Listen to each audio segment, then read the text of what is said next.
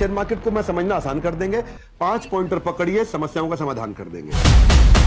जिस भी कंपनी में आप इन्वेस्ट करना चाहते हो उसका कम से कम 11 साल का हो सके तो ट्रैक रिकॉर्ड बाजार में मिलना चाहिए।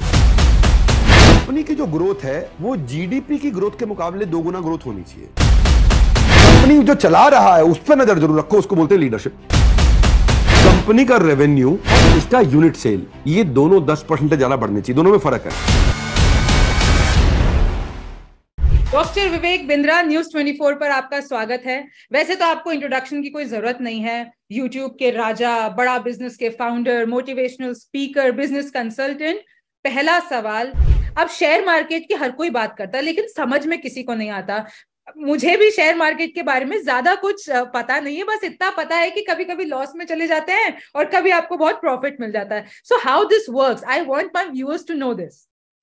देखिए, ये बात आपकी सही है, ज्यादा लोगों को जानकारी नहीं है। इंडिया में केवल अभी भी 3.5-4% लोग ही शेयर मार्केट में इन्वेस्ट करते हैं, पर अमेरिका में 55% लोग इन्वेस्ट करते हैं शेयर मार्केट, ऑस्ट्रेलिया में 40%, यूके में 33%, जापान में 30%। इंडिया में अभी पूरी अंडरस्टैंडिंग नहीं। आज शेयर मार्केट को मैं समझना आसान कर देंगे। 5 पॉइंटर पकड़िए, समस्याओं का समाधान कर देंगे। पहला पॉइंट क्या है? देखो, पहला मैंने आपको फाउंडेशन समझा दिया, कैश ग्रोथ प्रॉफिट। जिस कंपनी का कैश फ्लो खराब है, जिस कंपनी में लगातार हर महीने हर साल ग्रोथ नहीं हो रही है और जिस कंपनी में प्रॉफिट नहीं है, वहां तो इन्वेस्ट करना ही नहीं। दूसरा, अब शुरू करते हैं। अब ये तो फाउंडेशन था, 5 पॉइंट ले लेते हैं ताकि आपको शॉर्ट में पूरा ज्ञान मिल जाए। एक याद आ रहा है, मैं एक शो करती हूँ जिसका नाम है रिमझिम के 5 पॉइंट्स, और उसमें मैं कोई भी टॉपिक के 5 पॉइंट्स बताती हूँ। तो ये मुझे बिल्कुल अपना सा लग रहा है कि आप 5 पॉइंट में बताने वाले हैं शेयर मार्केट की सच्चाई। प्लीज। तो अब हम आपके साथ कनेक्ट कर गए। देखिए, 5 में ही बताते हैं भी आपको। हम ये विवेक बिंद्रा के 5 पॉइंट है। तो पहला पॉइंट है, जिस भी कंपनी में आप इन्वेस्ट करना चाहते हो उसका कम से कम 11 साल का हो सके तो ट्रैक रिकॉर्ड बाजार में मिलना चाहिए।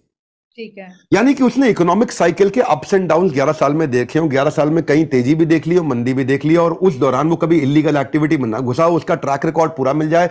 11 साल की कम से कम ऑपरेटिंग हिस्ट्री मिल जाए, उसको एनालाइज कर सको। जैसे आयशर है, आयशर 73 साल से चल रही है। तो अब अगर आज से 11 साल पहले देखोगे, वो 135 पे ट्रेड कर रहा था, आज 3000 पे ट्रेड कर रहा है। तो आपको समझ में आ गया भाई, ग्रोथ है। ब्रिटानिया देखो, 129 साल पुरानी कंपनी है, 130 साल पुरानी कंपनी है। 2011-12 में वो उस समय वो 200 रुपए पे ट्रेड कर रहा था, आज 4200 रुपए पे ट्रेड कर रहा है। तो आपने पिछले कुछ सालों में अगर चाहते हो एक पॉजिटिव आज, तो याद रखिए थोड़ा 11 साल का इतिहास। ठीक है, ठीक है। दूसरा पॉइंट, कंपनी की जो ग्रोथ है वो जीडीपी की ग्रोथ के मुकाबले 2 गुना ग्रोथ होनी चाहिए। यानी कि जितनी तेज देश ग्रो कर रहा है उससे 2 गुना 3 गुना ग्रो करना चाहिए। जीडीपी है कि भाई एक साल में देश एक साल में कितना ग्रो कर कितना माल बेचता है पूरा का पूरा देश, एक साल में कितने का सेल्स कर रहा है। कंपनी की ग्रोथ तो जब जीडीपी की ग्रोथ से ज्यादा, यानी कि कंपनी देश की ग्रोथ से ज्यादा डबल रोड पे ग्रो कर रही है ना। अभी जैसे उदाहरण के रूप में हमारे देश अगर 5% पे ग्रो कर रहा है तो कंपनी कम से कम 10% पे 2 गुना ग्रो करनी चाहिए। मैं रैडिको खैतान का एग्जांपल देता हूं। देश की जीडीपी 6% थी, रैडिको खैतान की जीडीपी 23% थी। क्षमा चाहता हूं, जीडीपी कह रहा हूं, कंपनी ग्रोथ। तो देश ग्रो कर रहा है 6% पे, रैडिको खैतान ग्रो कर रहा है 23% पे, और 11 साल से ग्रो कर रहा है, तो इसका मतलब भैया कंपनी ठीक है। तीसरा पॉइंट, कंपनी जो चला रहा है उस पर नजर जरूर रखो, उसको बोलते हैं लीडरशिप। क्या उन्होंने कोई एंट्री बैरियर बनाया? उनके प्रमोटर का बैकग्राउंड देखो, लोग कैसे हैं, उनका फोरकास्ट अचीव होता है नहीं होता, वो खुद तनख्वाह कितनी लेते हैं। ऐसा तो नहीं खुद बहुत मोटी तनख्वाह ले जाते हो, पैसा अपने घर पे ले जाते हो, है ना। क्या वो अपनी हर कॉल पे अवेलेबल रहते हैं? क्या ऐसा तो नहीं अपनी रिश्तेदारी में पैसा बांट रहे हो, रिलेटेड पार्टी ट्रांजैक्शन कर रहे हो, अकाउंट्स उनके ठीक हैं? क्या ऐसा तो नहीं उनके चक्कर में उनकी लीडरशिप बार बार छोड़ के भाग जाती हो? अरे लीडरशिप बार बार छोड़ के भाग जाती हो। क्या ऐसा तो नहीं कि उनके यहाँ कोई ईमानदारी पर सवाल उठते हो, कॉम्पिटेंट है, पैशनेट है, ये नहीं कि 10 धंधों में लगे पड़े हैं, इसको बस ऐसे किसी के हाथ में दे रखा है। अगर मैनेजमेंट ठीक होगी तो बात बनेगी। चौथी चीज, प्रमोटर का 51% अगर स्टेक है तो उसका इंटरेस्ट बना रहेगा। अगर जो मालिक है कंपनी का, उसका खुद का ही 5-10% रह गया है, 95-90% दूसरों के पास है, उसका इंटरेस्ट नहीं आएगा।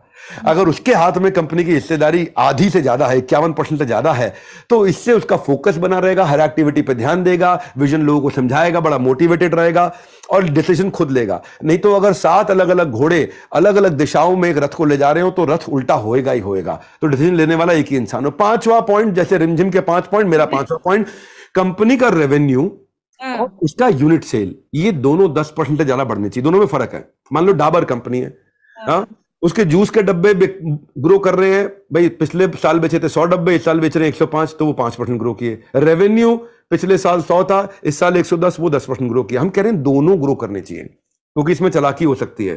बट डब्बे ज्यादा नहीं बिके लेकिन महंगे करके बेच दिए, या हो सकता है डब्बे बहुत ज्यादा बिक गए पर सस्ते करके बेचे तो रेवेन्यू नहीं आया, है ना। आपने 10 रुपए के जूस को 7 रुपए का बेच दिया तो बहुत ज्यादा लोगों ने ले लिया, लेकिन रेवेन्यू 30% कम हो गया।